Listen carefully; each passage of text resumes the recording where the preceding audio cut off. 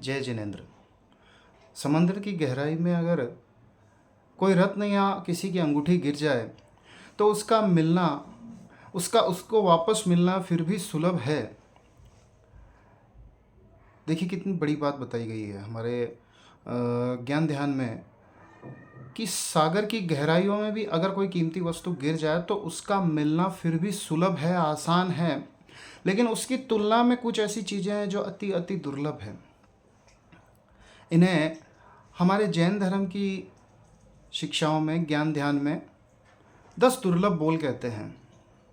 इन 10 दुर्लभ बोलों में सबसे पहला दुर्लभ बोल है मनुष्य भव। अनंत पुण्य किए और अनंत पुण्यवानी उदय में आई तब हमको मनुष्य भव मिला। हमारा जन्म त्रियंच योनि में नहीं हुआ, हमारा जन्म नारकों में नहीं हुआ और देवगति भी हमें नहीं मिली। हमें धर्म कार्य करने के लिए, धर्म व्रत लेने के लिए सर्वोपयुक्त मनुष्य भव मिला। ये सबसे दुर्लभ बोल है। अब इसके आगे एक और दुर्लभ बोल ये है कि आर्य क्षेत्र में जन्म, मनुष्य भव मिलने के बाद में भी आर्य क्षेत्र में जन्म हमें मिला, यानी कि पवित्र भारत भूमि में हमें जन्म मिला। अनंत पुण्य उदय आया तब जाकर हमें यहाँ आर्य क्षेत्र में जन्म मिला। हम कहीं पाकिस्तान में पैदा नहीं हुए, हम कहीं बांग्लादेश में पैदा नहीं हुए, कोई अफ्रीका कंटिनेंट के किसी देश में पैदा नहीं हुए। हमें धर्म के लिए सबसे उपयुक्त पवित्र भारत भूमि में जन्म मिला। उसके बाद में एक और तीसरा दुर्लभ बोल जो मनुष्य भव के बाद में दुर्लभ, आर्य क्षेत्र के बाद में और दुर्लभ कि उत्तम कुल मिला। हमें उत्तम कुल में जन्म मिला, हमें जैन कुल में जन्म मिला।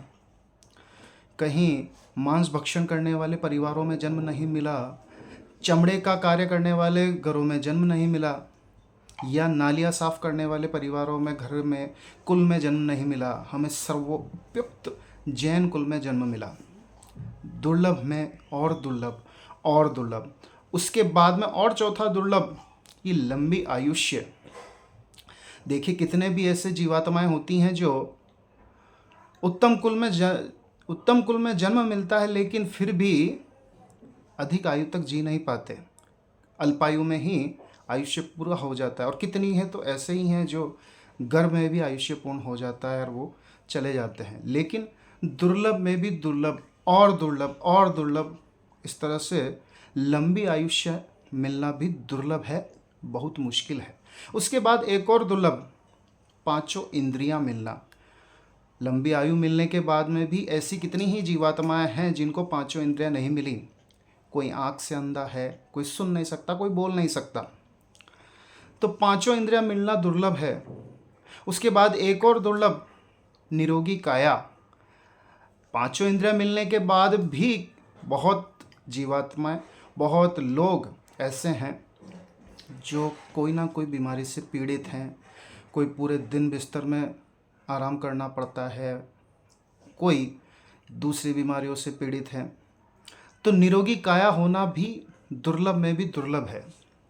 और उसके बाद में एक और दुर्लभ कि साधु संतों का, गुरु भगवंतों का सानिध्य, उनके दर्शन वंदन का सौभाग्य।